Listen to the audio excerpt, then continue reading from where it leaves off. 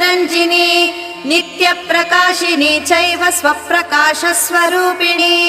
महालक्ष्मीर्महाकाली महाकन्या Saraswati भोगवैभवसन्धात्री भक्तानुग्रहकारिणी ईशावास्या Mahamaya Mahadevi Maheshwari हृल्लेखा परमाशक्तिर्मातृका बीजरूपिणी Nityananda नित्यबोधा नादिनी जनमोदिनी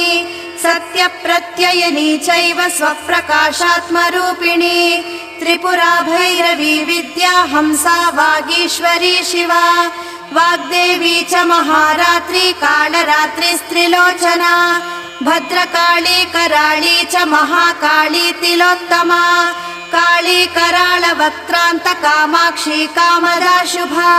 Chandika चण्डरूपेशा Chamunda चक्रधारिणी त्रैलो